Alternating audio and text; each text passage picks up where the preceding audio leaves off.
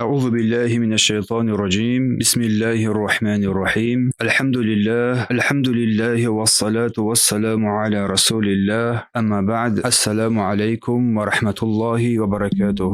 برادران و خواهران گرامی قدرم، امروز با فضل و توفیق الله سبحانه و تعالی با همراهی شمایان از سلسله درس ها در بیان کلمه توحید، کلمه لا اله الا الله، فضیلت های آن، دلالت های آن، شرط های آن و شکننده های آن صحبت را ادامه خواهیم داد. از کتاب فضیلت شیخ عبدالرزاق بن عبدالمحسن البدر حفظه الله تعالی که در درس گذشته با همراهی شمایان الکی در بیان فضیلت های کلمه توحید از قرآن، از کلام الله سبحانه و تعالی الکی سخنرانی کردیم و فضیلت های را در بیان کلمه لا اله الا الله از قرآن شیخ در اینجا حفظه الله تعالی دلیل های آوردن و بر ما و شمایان ذکر و یادآوری کردن که الکی ما این درس را با همراهی شمایان گذاشتیم. سپس در درس دوم با همراهی شمایان در بیان فضیلت های دیگر در بیان کلمه لا اله الا الله از سنت پیامبر صلی الله علیه و سلم هم سخنرانی کرده بودیم و یک چند دلیل های را از احادیث رسول صلی الله علیه و سلم برای شما شیخ حفظه الله تعالی ذکر و یادآوری کردن. و بعد این درس آخرانی که با همراهی شما گرفتیم، این در بیان شرط های کلمه لا اله الا الله بود، در بیان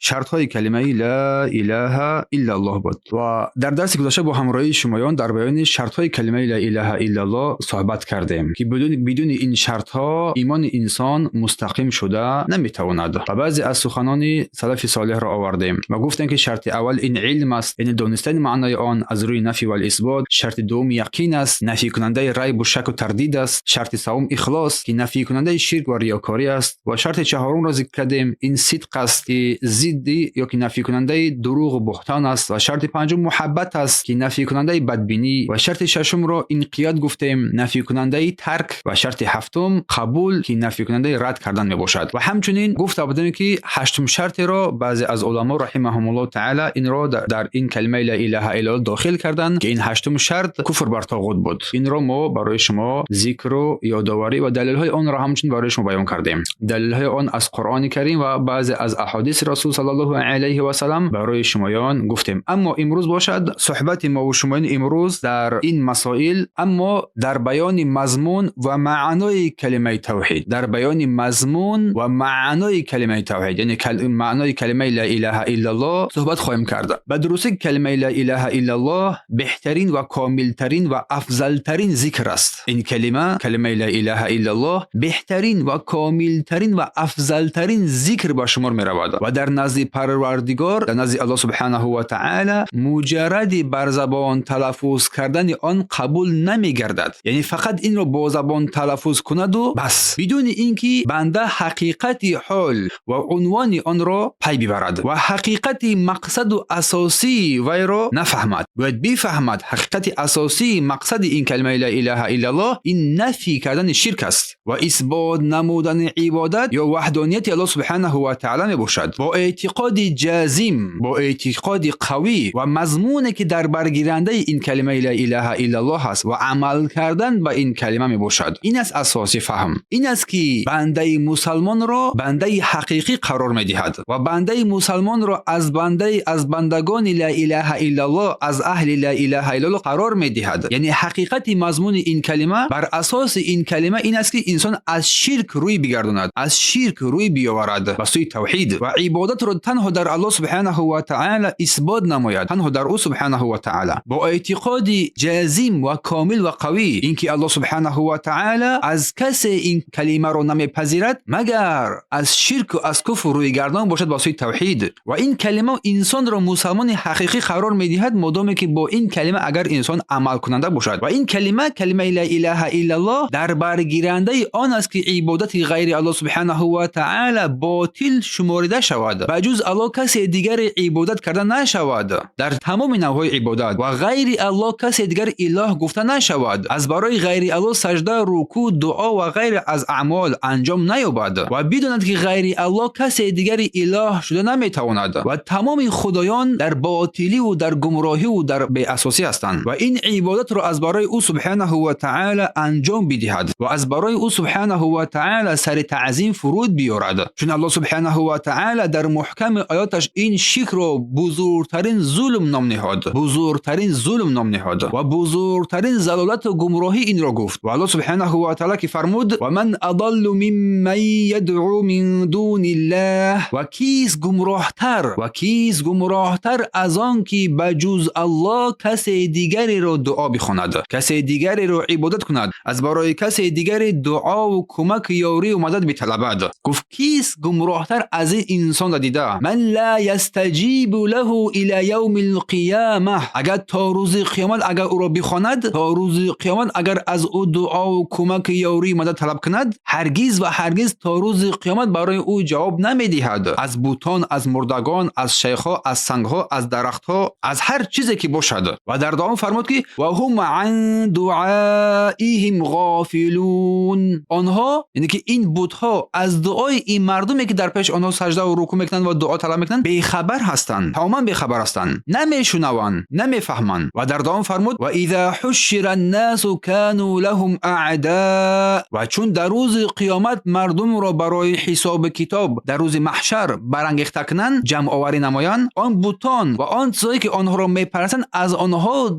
بیزاری میجویند، دشمنی میکنند بر آنها، دشمنی آنها میگردند. و كانوا بعبادتهم کافرین، و با آن عبادتی که در این دنیا آنها را میکردند از دعا و کمک یاری مدد، با این کارشون بیزاری میجویند، آنها از این کارشون کافر میشوند. در سوره احقاف آیات 5 و 6. و نیز الله سبحانه و تعالی میفرماید ذلك بان الله هو الحق و ان ما يدعون من دونه هو الباطل و ان الله هو العلی الكبیر. و این باز آن سبب است که الله برحق است. ذلك بان الله هو الحق، الهی برحق او پروردگار است، کسی دیگری الهی برحق نیست. و ان ما يدعون من دونه هو الباطل، و هر چیزی که غیر الله سبحانه و تعالی دعا کرده می شود، دعا و مدد از او طلب کرده می شود، و در باطلی هست، و در باطل است. و ان الله هو العلی الكبیر، و او سبحانه و تعالی بلند مرتبه و بزرگوار است. سوره حج. و نیز الله سبحانه و تعالی می فرماید که ان الشرک لظلم عظیم، لقمان به پسر نیکوی خود نصیحت و پند می دهد. این عبرت است برای پدران و مادران که باید اولین چیز را برای فرزندان چی چیز تعلیم بدهند، توحید الله سبحانه و تعالی. که لقمان برای فرزندان چی نصیحت خوب کرد، گفت ای فرزند من، ای جگربند من، به هر آینه بدرستی که شرک یک ستم، یک گناه بزرگ است. و الله فرمود والکافرون هم الظالمون،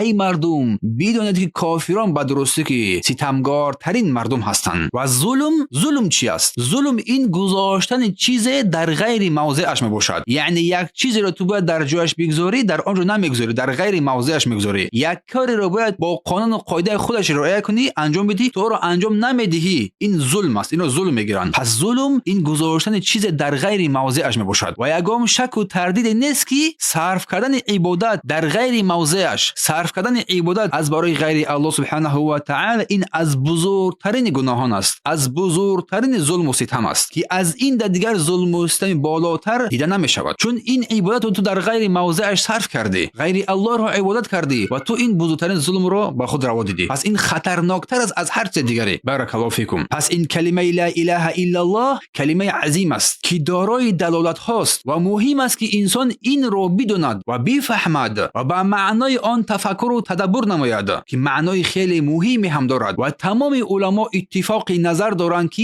کسی که این کلمه را با زبان نطق کرده و با آن عمل نکرد، این کلمه برای او هیچ فایده نمیدهد، یگان فایده بر حیات تو نمیدهد، نه در دنیا نه در آخرت. علما بر این اتفاق نظر دارند و این کلمه برای صاحبش منفعت نمیبخشد اگر با آن عمل نکند. این کلمه را نطق کرد و با آن عمل نکرد، برای او منفعت و فایده نمیدهد. یا اینکه این کلمه را نطق کرد، معنای آن را نفهمید، برای او فایده نمیدهد. البته که انسان باید این کلمه را نطق کند، معنای آن را بفهمد و با آن عمل کند. این است که این کلمات بر روز قیامت برای تو سزاوار است که تو از اهل جنت قرار بگیری. چون الله سبحانه و تعالی در این آیه میفرماید ولا یملک الذین یدعون من دونه الشفاعه الا من شهد بالحق و هم یعلمون. خوب دقت دهید، آیه خیلی برای ما زیبا الله سبحانه و تعالی بیان کرده است. و کسانی را که بجای او عبادت میکردید، بجای او سبحانه و تعالی که غیر الله رو عبادت نکردید قادر به شفاعت کسی نیستند. کسی رو نمیتوانند در روز قیامت شفاعت کنند مگر کسانی که از روی علم و به حق شهادت دادند و گواهی دادند. از روی علم این کلمه رو شناختند، مگر کسانی که از روی علم و دانش این کلمه رو شناختند، کلمه شهادت رو، و گواهی بر حق بر آن دادند و الله رو به یگانگی پرستیدند، او رو عبادت کردند و پیامبر صلی الله علیه و سلم رو به آن رساله‌ای که فرستاد اقرار کردند و به آن عمل کردند. سوره زخرف آیه 86. و در معنای این آیه کریمه که ما ترجمه کردیم، مفسران قرآن می‌فرمایند که معنای شهادت بر کلمه لا اله الا الله این است که آنها با قلب‌های خود، با زبان خود آن را میگویند و قلب‌های آنها این کلمه را اقرار می‌کند و می‌فهمد. با معنای این کلمه علم دارند و آنچه که با زبان نطق کردن به آن بر عمل می‌پردازند. چون البته شهادت دادن دانستن آن چیزی که به آن شهادت می‌دهد طلب می‌کند از انسان عمل. پس اگر ندانسته تو شهادت دادی، این هنگام شهادت تو قبول نمی‌گردد، چون به مقتضای آن تو نمی‌توانی عمل کنی، چون مقتضای آن صدق و اخلاص است و عمل است. از همین خاطر بیان می‌گردد که ضرور است به انسانیت دانستن این کلمه لا اله الا الله با علم، با همراهی عمل و صدق.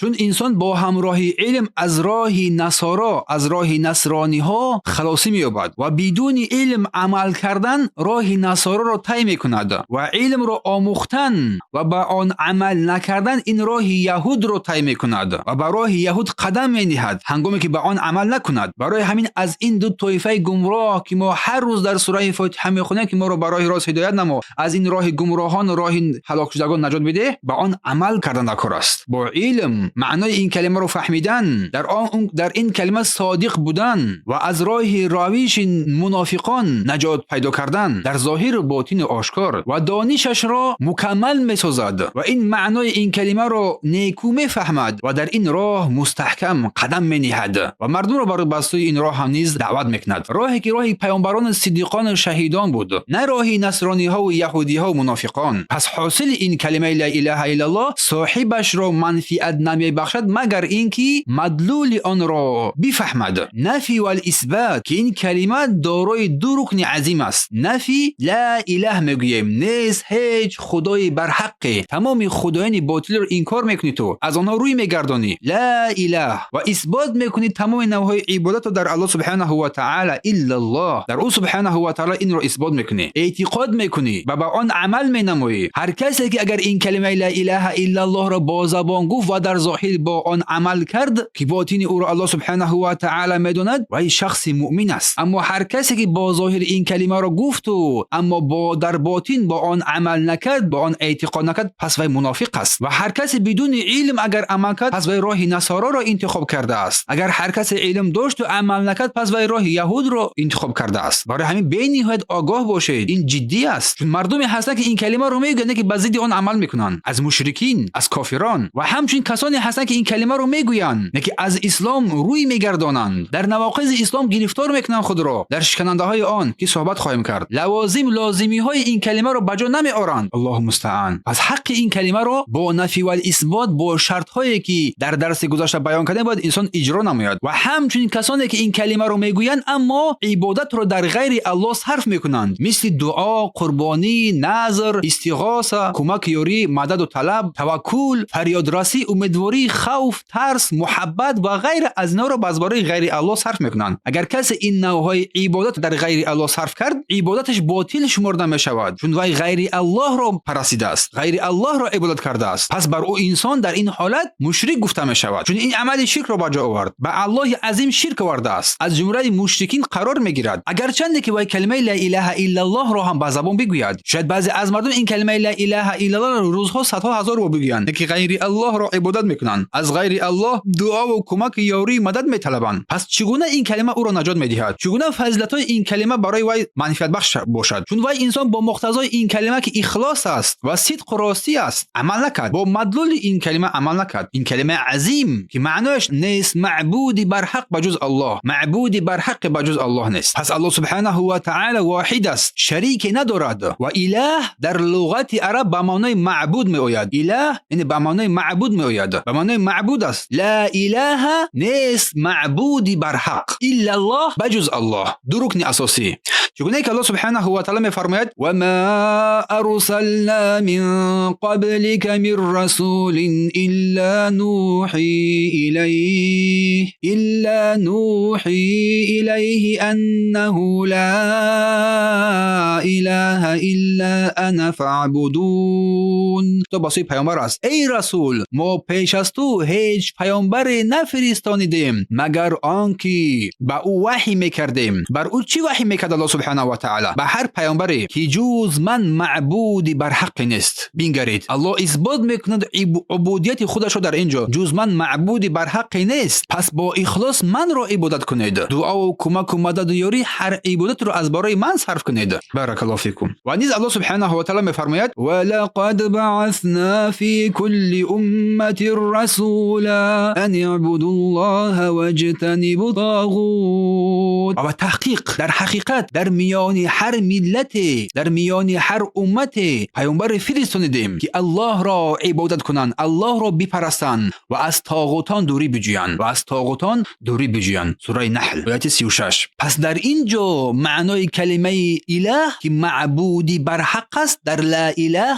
اثبات میگردد که این عبادت خالصانه از برای او سبحانه و تعالی اجرا شود، الا الله، خالص از برای او، و دوری بجوید از هر نوع و از هر گونه طاغوت. همین است که رسول الله صلی الله علیه و سلم برای کفار قریش میگفت ای مردم، ای قریشیان، لا اله الا الله بگوید نجات می‌یابید، لا اله الا الله بگوید نجات می‌یابید. رسول الله صلی الله علیه و سلم 13 سال تنها به سوی این لا اله الا الله مردم دعوت کردند. در این نمی اندیشیم چون بدون این کلمه نجاتی نیست. بعد مشرکان قریش در جواب چی میگفتند؟ خوب اهمیت دهید که الله سبحانه و تعالی این قصه رو در سوره صاد ذکر کرد. چی گفتند؟ اجعل الالهه اله واحده ان هذا لشیء عجاب. آیا همه معبودان رو یک معبود، یک اله قرار بدهیم؟ هر اینا یک چیز میگه او یک چیز عجیب است، یعنی که نتوانستن از خدایان خود روی بگردانند، نتوانستن از معبودان باطلی که بودن به اساسن از آن روی بگردانند، چون که مردم حاضر در این گرفتار شده هستند. و قوم یحود رو مثال میارد الله سبحانه و تعالی هنگامی که با قومش میگفت ای مردم لا اله الا الله بگویید. در جواب قوم یحود چی گفتند؟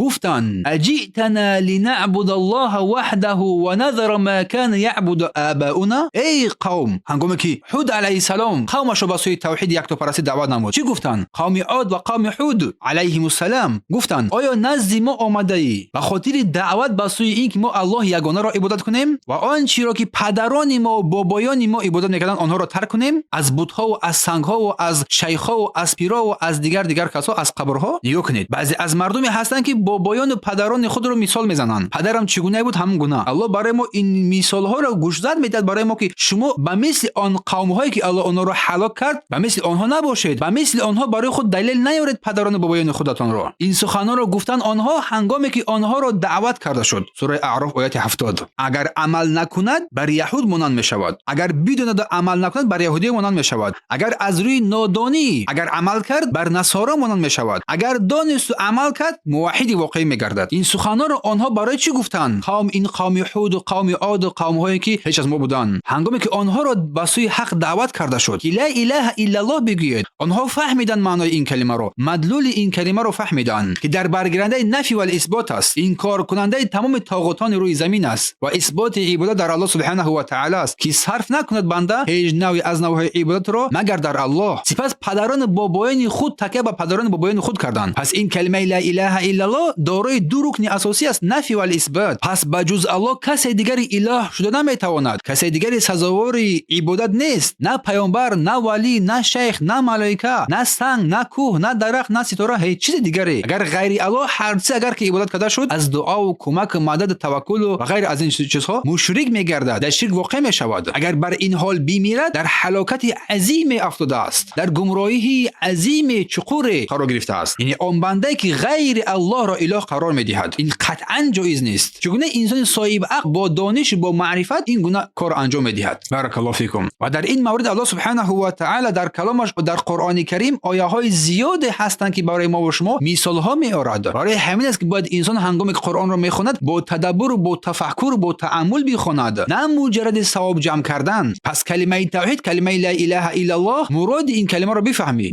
الله سبحانه و تعالی بر ما و شما فهم این کلمه را بدهد. از جمله این آیات آیات‌ها الله سبحانه و تعالی که می‌فرماید در سوره بقره آیت 163 هست و الهکم اله واحد لا اله الا هو الرحمن الرحیم. الله می‌فرماید در اینجا ای مردم معبود شما الله یگانه بر حق است. الله یگانه است. او الله یگانه است در ذاتش، در نامهایش، در صفاتش، در فعلهایش و پرستش تنها از آن اوست. تنها باید او سزاوار عبادت باشد و جز او هیچ کسی سزاوار عبادت نیست و معبودی بر حق جز او نیست که او پروردگار بخشنده است. او الرحمن الرحیم، به درستی او پروردگار بخشنده و بی‌نهایت مهربان است بر ای جمعیت خلق. ای مردم از بسوی او پروردگار بخشنده و مهربان شما رجوع کنید. و نیز می‌فرماید و ما امروا الا لیعبدوا الله مخلصین له الدین. و آنان را فقط به این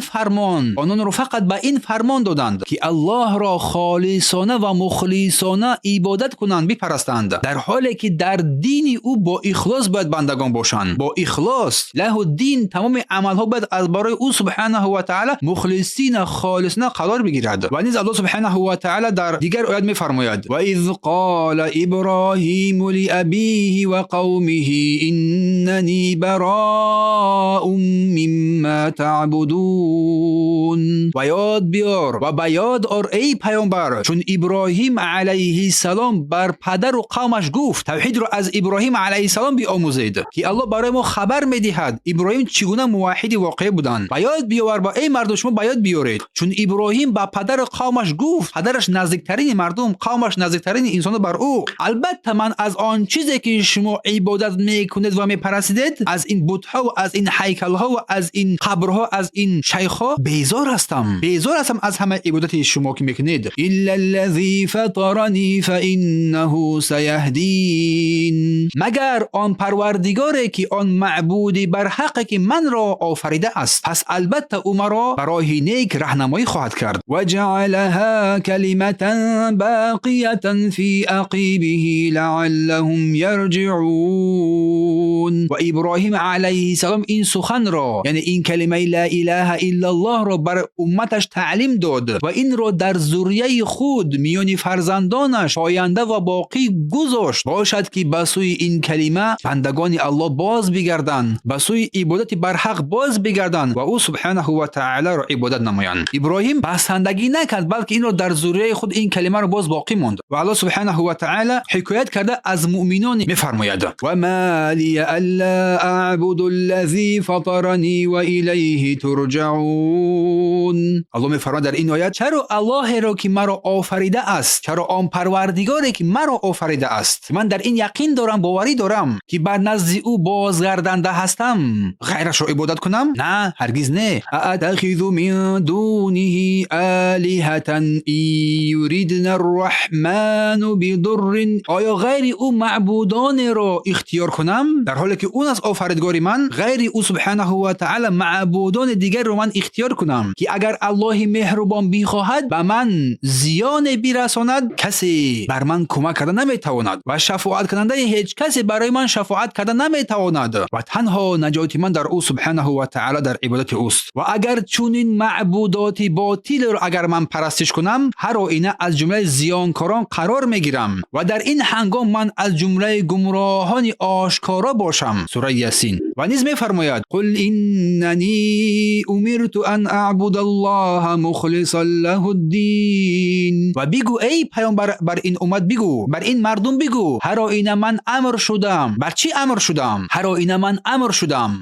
و نیز کسانی که پیروی من هستند، کسانی که از من پیروی میکنند، پیامبر میگوید الله را عبادت کنند، الله را پرستش کنند و عبادت را خالصانه از برای او قرار بدهند و این عبادت را خالصانه از برای او قرار بدهم من و در عبادت او هیچ کسی و هیچ چیزی را شریک قرار ندهم. و امرت لان اكون اول المسلمین، بر من امر شد، من مأمور شدم که نخستین مسلمانان در این امت باشم، اولین مسلمانان در این امت باشم. قل انی اخاف ان عصیت ربی عذاب یوم عظیم. بگو ای رسول بر مردم خبر بده، بر جهانیان آشکارا بگو هر آینه من اگر نافرمانی پروردگارم کنم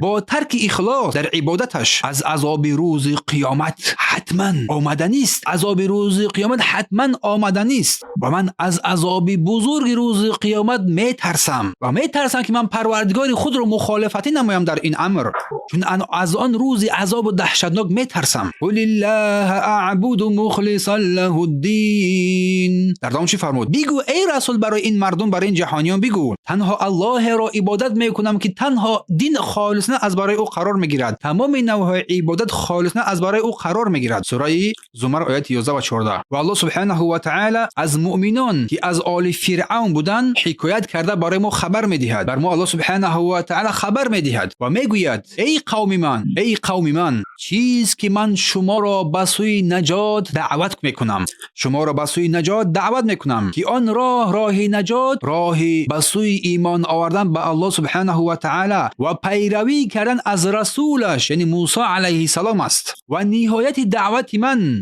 این رسیدن بنده به سوی جنت های است که جاودانه در آنجا بندگان باقی میمونند و دور بودن از آتش جهنم که بسیار عذابش سخت تر است. و من ای بندگان شما را به سوی جنتی که پهنای آن مثل آسمان و زمین از دعوت میکنم و شما مرا به سوی جهنم دعوت میکنید. و در دوام فرمود تدعوننی لاکفر بالله و اشرک به. مرا دعوت میکنه که من بر الله کفر بورزم، کافر شوم و چیزی رو بر او شریک قرار بدهم. ما لیس لی به علم، در آن که من در آن علم ندارم، دانش ندارم. و انا ادعوکم الی العزیز الغفار. ای بندگان و من باشم شما را به سوی آن عزیز، آن پروردگار پیروزمند توانا و غالب و بر حق دعوت میکنم که در حقیقت او پروردگار آمرزنده و مهربان است که گناه توبه کننده را میبخشد و میآمرزد.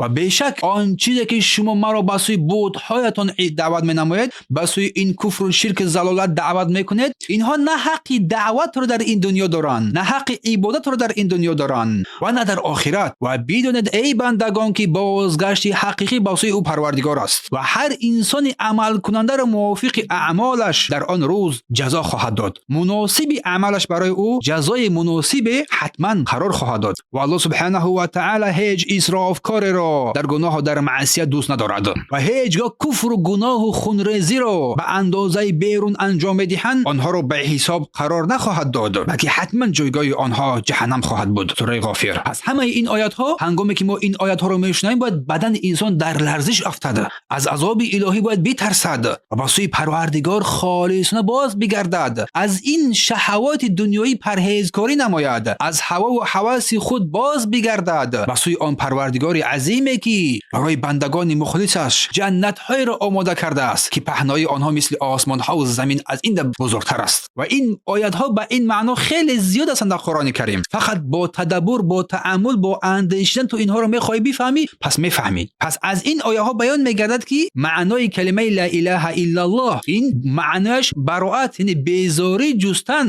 از هر عبادت به غیر الله سبحانه و تعالی است و تمام شفاعت کنندگان باید در این دنیا نادیده بگیرند، نادیده گرفته شوند و به سوی الله سبحانه و تعالی با عدل و انصاف بازگشتن و عبادت را یگانه شمردن در او سبحانه و تعالی. و عبادت تمام آن چیزی که الله برای ما امر کردگی است آن را انجام بدهیم، این عبادت است. و تمام آن چیزی که الله ما را از آن منع کردگی است دوری بجوین، این عبادت است. یا اینکه رسول الله صلی الله علیه و سلام بر آن چیزی که فرستاده شده است در کتاب یا که در سنت به هر آن چیزی که ما را امر کردگی است از آن باید ما عملی کنیم، بر آن چیزی که ما را نهی کردگی است از آن ما باید دوری بجوری بجوییم. این است عبادت حقیقی. این از مفهوم کلمه لا اله الا الله و محمد رسول الله. این از معنای مقتضای لا اله الا الله. الله مستعان. باید انسان در این حیات خود سرکش نباشد، تسلیم فرمان الله بگردد، با دعا، با خوف، با ترس، با امیدواری، با قربانی، با نظر و غیر از نوعهای عبادتی که است تنها از برای او سبحانه و تعالی انجام بیابد. چون نجات حقیقی در این است، در این کلمه است. این کلمه است که در این هنگام تو را نجات میدهد در روز قیامت از عذاب شدید الله سبحانه و تعالی. پس معنای کلمه لا اله الا الله مجرد یک اسم نبوده است، مجرد یک تنها یک کلمه های نبوده است که فقط این را ما با زبان بگوییم بس. یک قول نیست، تنها یک قول نیست که حقیقت نداشته باشد، یا یگان لفظ نیست که مضمون نداشته باشد. چگونه که بعضی از گمراهان این سخنان را میگویند و بر این اعتقاد میبندند و هدف وعد کنند و معنای آن را هدف نمیکنند یا تحقیق نمیکنند. کنند. پس بدونید که این کلمه نه تنها فقط نطق کردن با زبان است. غیر اعتقاد کردن برای انسان فایده نمیدهد. باید انسان با قلبش این کلمه رو اعتقاد کند و با زبانش این کلمه رو بگوید، تلفظ کند و در عمل این کلمه رو عملی گرداند. این از اساس بینای این کلمه و معنای آن بپردازد، معنای آن رو درست بفهمد، معنای عظیمی که ما بیان کردیم امروز. پس حاصل این کلمه لا اله الا الله براءت جستن از عبادت غیر الله، براءت جستن بیزار جستن از طاغوتان و رجوع کردن با عبادت به سوی الله سبحانه و تعالی، با اخلاص، با فروتنی، با محبت، برگشتن به سوی الله با رغبت به سوی پروردگار و توکل کردن به او سبحانه و تعالی، دعا را خالص از برای او قرار دادن، از او طلب کردن. پس صاحب کلمه واقعی لا اله الا الله انا همین گونه انسان قرار میگیرد. با کسی دیگری توکل نمیکند، از کسی دیگری دعا و کمک یاری مدد طلب نمیکند، از مردگان، از صاحب قبر، از شیخ، از پیر و غیره. امید رو به کسی دیگری نمیبندد، قربانی رو از برای کسی دیگری نمیکند و دیگری از نوع عبادت در غیر الله صرف نمیکند. و توفیق تنها از آن سبحانه، از الله سبحانه و تعالی است که بر هر کسی که بخواد بر او توفیق میدهد. و درسته که پروردگار عظیم الشأن است، صاحب قدرت است و هر کسی که به سوی او رجوع کند الله سبحانه و تعالی او را با تمام کمال میپذیرد و گناهان او را میآمرزد و او را از اهل سعادت، از اهل بخشش قرار میدهد. در اینجا ما درس امروز رو به اتمام میرسانیم. سبحانك اللهم وبحمدك اشهد ان لا اله الا انت استغفرك و اتوب الیک. اگر یگان سوال باشد مرحمت، یک چند دقیقه وقت داریم به سوالش ما جواب میدهیم. درس دیگر اگر زنده باشیم در بیان نواقض اسلام با همراهی شما صحبت خواهیم نمود. اگر سوالی باشد مرحمت کنید.